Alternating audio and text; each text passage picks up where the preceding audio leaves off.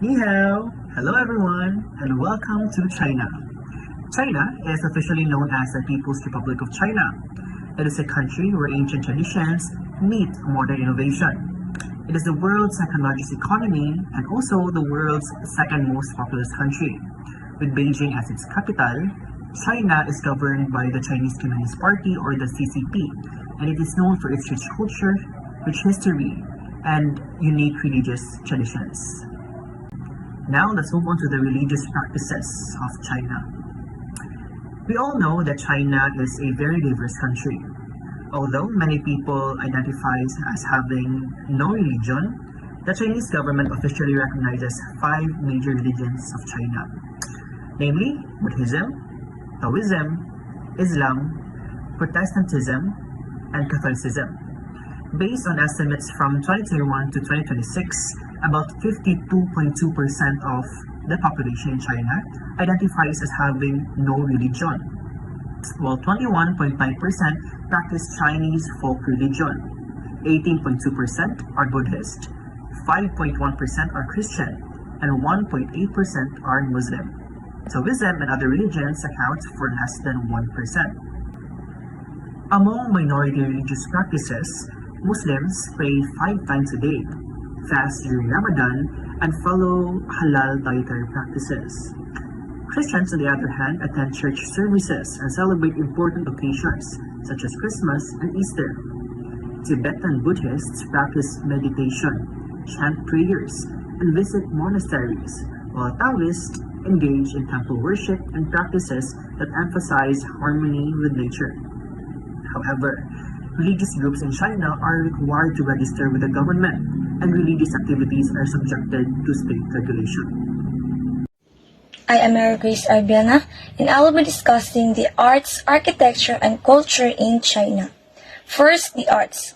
Chinese beliefs influence many forms of art. Buddhist temples contain statues and murals, while Taoist ideas inspire landscape paintings that emphasize harmony with nature. Confucian values are reflected in traditional calligraphy. Next is architecture. Religion has shaped famous structures such as Buddhist pagodas, Taoist temples, and mosques. Many traditional buildings also follow feng shui, which is believed to create balance between people and nature. And the last, culture. Confucianism emphasizes respect for elders, family unity, education, and social harmony. These values remain important in Chinese society today. Elsie Malabar will explain the festivals, traditions, customs, and clothing in China. Now let's look at the traditions and celebration that defines the Chinese culture. First, let's talk about the festivals. Because many of these follow the lunar calendar, their dates change every year. They have the Chinese New Year, usually falls between late January and mid-February. It's all about family reunions and giving red envelopes for luck.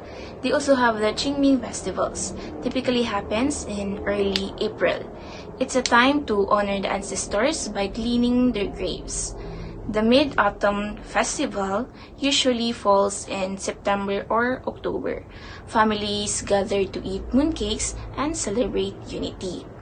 And for Buddhists, Buddha's birthday is celebrated on the 8th day of the 4th lunar month. Beyond the holidays, daily life is shaped by traditions like ancestor worship, showing respect to elders, and practicing the feng shui.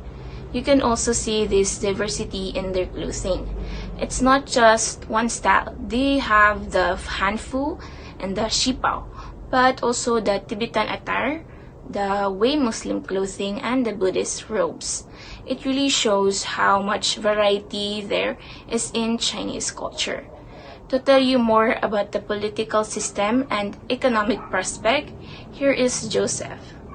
Okay, so let's talk about the China's political system and economic prospects. So when we say China's political system, China is a socialist one-party state led by the Chinese Communist Party or the CCP. So the current president is Xi Jinping, and the system allows the government to make decisions quickly and carry out long-term national plans but political opposition and freedom of expression are limited only.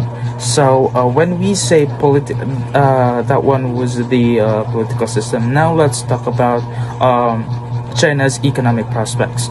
So China continues to grow through major government programs, including the first one is Belt and Road Initiative, or the BRI. So it builds infrastructures and strengthens trade with other countries. Second one is Made in China 2025. So it develops advanced industries such as robotics, electric vehicles, and artificial intelligence, or the AI. So the third one is the Digital China. So when we say Digital China, it expands 5G networks, smart cities, and digital services. So the fourth one is a rural revitalization strategy. It improves agriculture, rural infrastructure, and farmers' income. So the last one is the green development. So it invests in renewable energy and promotes low carbon economic growth. So that's all for my part. So I'll be passing the contemporary challenges to Atidara. Okay, now na natin hibaw-an about sa China, let's move on to contemporary challenges. So first is socio-cultural challenge. So we have religious freedom. Unsa bay cause ani? Ang cause ani is the government regulation. So sa China, pinapayagan naman ang religion, but mahigpit itong minomonitor at nire-regulate ng government. So, kailangan ng maraming religious organizations na mag-register at sumunod sa government rules tungkol sa mga activities nila, leaders, place of worship, at religious education. So, ginagawa rin ito ng government para mapanatili yung social stability and national security. Isa sa epekto nito is ang restrictions on some religious group. So, because of the regulation, may mga religious groups na nahihirapang malayang isagawa ang kanilang beliefs and practices. Halimbawa po nito is maaaring magkaroon ng restrictions sa religious gatherings, teaching and publications, and also sa worship activities. Mas napapansin yung concern na to when it comes sa Muslim communities sa Xinjiang at Tibetan Buddhist sa Tibet. So, isa sa government response ay ang regulations on religious affairs. So, yung government po ay gumagamit ng regulations on religious affairs para kontrolin and i-regulate yung religious organizations and activities. For the government, mahalaga po ito para magkaroon ng order and legal control. So, para naman sa critics ng ubang tao, maaari pong maging too strict implementation, kaya nalilimitahan po yung religious freedom ng ilang groups. For political challenge, we have internet censorship. So, ang cause po nito ay government control of online content. So, yung China po, they have strongly controlled and regulated by the government. So, chinecheck and binablock po nila yung ilang content na itinuturing nilang threat sa kanilang national security, social stability, and sa kanilang public order. So, required din po na yung online platforms ay i-monitor at mag-remove po ng mga certain content. Ang epekto po nito ay restricted po yung mga website and monitored speech. So, for this po, yung mga foreign websites and online services ay hindi madaling ma-access sa mainland China. Mayroon ding censorship sa politically sensitive topics, and ibig sabihin po nito, mas limited yung information na maaaring makuha ng mga citizens, at maaari din pong maging maingat ang mga tao sa pagpapahayag ng kanilang opinions through online. So dili parehaanin no sa ato ang country nga we are free nga bisag unsa ra jud ato ang i-post or i-share through online. So isa po sa response ng kanilang government ay ang cybersecurity law and data security law. So nagpatupad po yung China ng ganitong law para maprotektahan po yung kanilang national security, digital system, at data. But at the same time po, nagbibigay din po ito ng batas na greater government control over internet companies and online activities. So, for the last challenge, we have economic challenge, which is the aging population. So, ang cause po nito is low birth rates and high child care costs. So, isa po ito sa major problems ng China ay ang rapidly aging population. Bumababa po yung birth rate dahil po sa apekto ng dating one-child policy, habang mataas naman po yung cost of living, education, housing, at child care. So, dahil po dito, marami po yung mga young couples na hesitant talaga na magkaroon ng maraming anak. Isa sa epekto nito ay shrinking workforce and rising pension costs. So, kapag po mas marami yung elderly at mas konti yung young people, kumukonti po yung working age population. Maaari po itong magdulot ng labor shortage at slower economic growth. At kasabay po nito ay mas mataas ang government expenses para sa pensions, healthcare, and elderly care. So, isa po sa government response ay ang three-child policy and retirement reforms. So, bilang response, binago na po ng China yung policy nila na isa lang ang anak. So, pinapayagan na po yung mga couples na magkaroon ng up to 3 children. So, nagkakaroon din po ng programs para suportahan ang families, but hindi rin po itutuloy ang napataas ang birth rate dahil mataas pa rin po ang cost of raising children. Bukod po rito, nire-reform din po ng government ang retirement system, kabilang ang gradual increase ng retirement age. Maraming mga tao ang nanatili sa workforce at mabawasan po ang pressure sa pension system.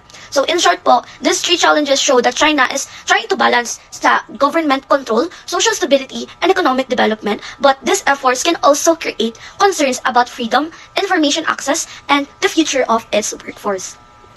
So overall, China is a country rich in culture, traditions, and diversity with a strong political and economic system. However, it continues to face challenges involving freedom, technology, and population challenges. China's future will depend on how well it balances development with the well-being and rights of its people.